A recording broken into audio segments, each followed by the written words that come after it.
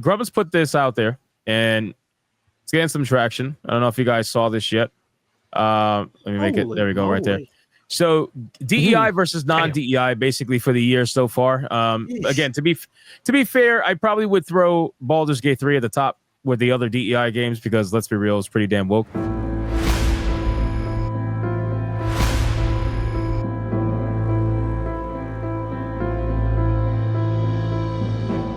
You got Suicide Squad, Concord.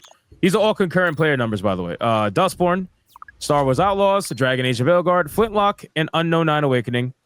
Up against Palworld, Helldivers 2, First Ascendant, Black Myth Wukong, Marvel Rivals, Space Marine 2, and Path of Exile 2, which, by the way... Hold on, Baldur's Gate was last year, though. These are all this year's games. Oh, fair. Yeah, never mind. Yeah. Forget it. You're right. You're 100% right. And just a really quick, Path of Exile 2, I know he says 368,000 and growing. I think it's at 5 something right now, 500 some odd thousand right now. So damn. I hate saying this, but shouldn't Helldivers 2 and Space Marine 2 actually be in the DEI category because their hiring practices and the corporations that made them do have verifiable DEI hires that they log and apply. The game development. I mean, if we're doing that, every game qualifies. Yeah, literally. Exactly.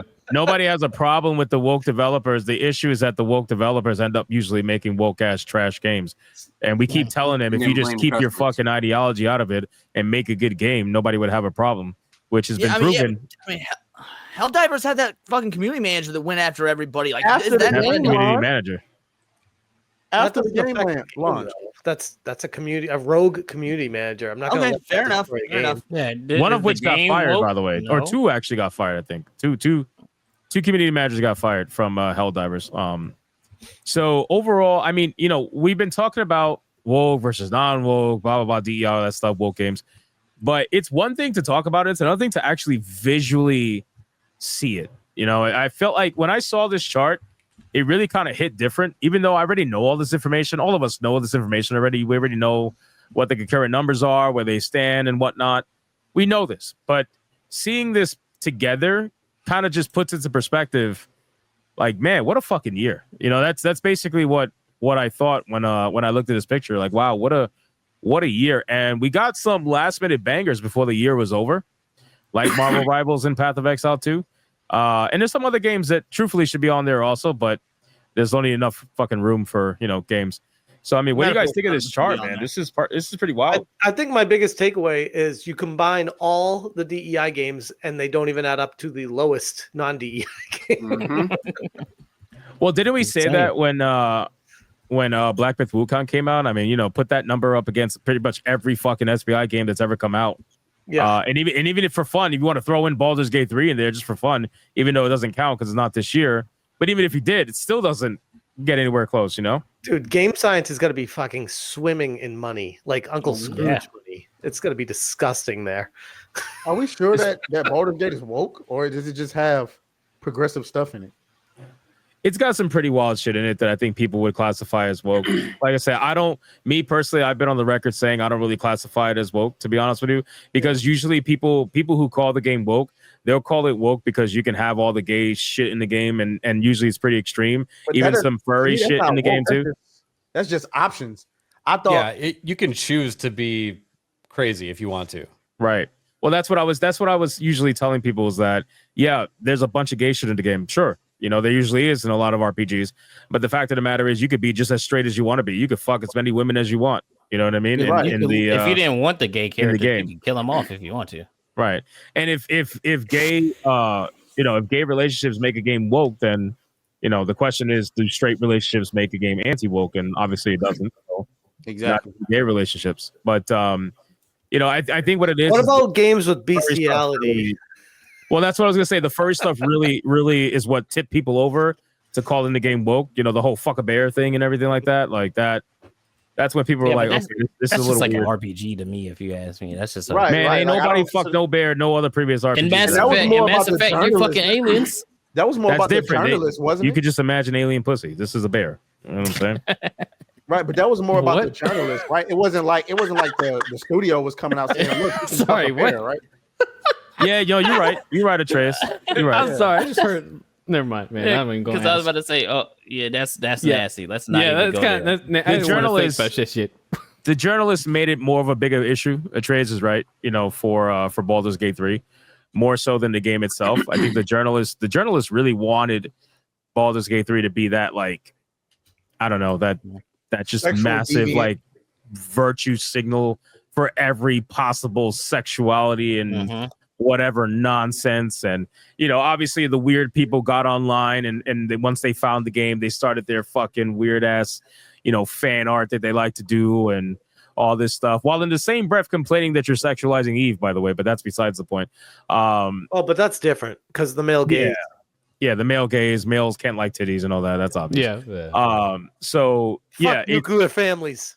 I do agree. They definitely made the whole, I guess, perception of Baldur's Gate 3 probably a lot worse than it probably should have been, or ended up being anyway, because let's be real, you never get to that level of number in terms of concurrent player unless you're attracting all kinds of gamers, not just gay people, not just fucking straight people. You don't get to almost 1 million concurrent players going after one particular little crowd. That's not how it works. So that game attracted all kinds of people to play the game, but we see what happens when you don't do that, right? And it's very clear.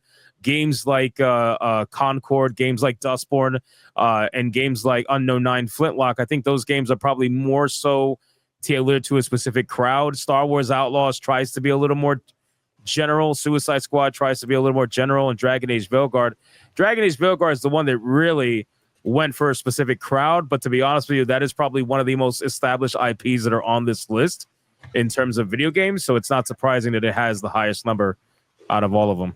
So I wonder how well Star Wars Outlaws would have done if Disney and whatever, if we were to believe in Demian, with the whole gay company, whatever, that's in bed with Disney, forcing all their females to look androgynous and ugly. If Star Wars Outlaws had like a badass lead, if that would have changed the sales on it. Or if the Star Wars name is just run through the mud. So the Star Wars name is so dead at this point, dude. There's no.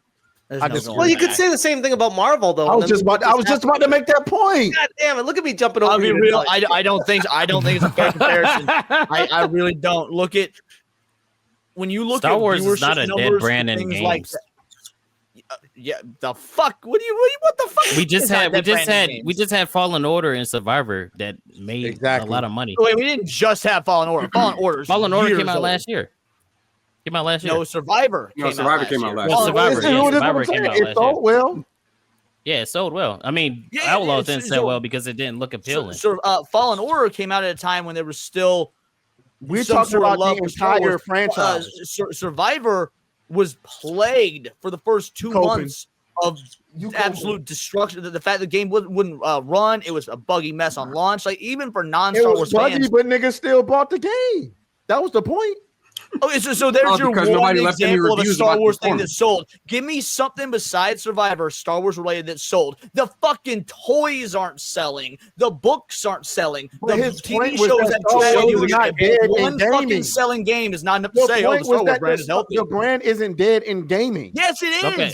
So when the next Fallen Order or the Survivor game comes out and it sells well, what's going to be the excuse? Fucking Knights of the Old Republic remake until it got fucking in development hell. What are we talking about? Leon's just like dipping. He's like, I'm out. Huh? We getting cooked.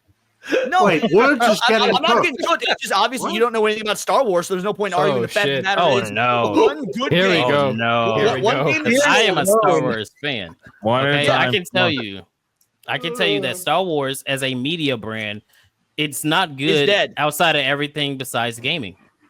Because if that's the case, no. Star Wars as an IP, there's no outside gaming. Star Wars is a brand. Star Wars as an IP is maybe a good game will get gamers that are not Star Wars fans to play it. Fair enough, but no. In general, Star Wars is a dead brand. But he said not in gaming.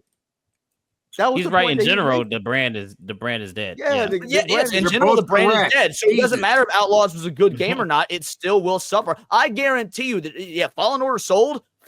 Survivor sold, fair enough. Imagine how much more it would have sold if it wasn't a dead brand. I wonder if Bethesda made it like the Indiana Jones game that looks like it may not be woke and people are liking it. If it was a Bethesda Star Wars Outlaws as opposed to Ubisoft, if that would have changed the perception around it. Would have made it worse. Worse? Because Bethesda's games suck as far as performance go. They really do suck in notoriously. Yeah, big time.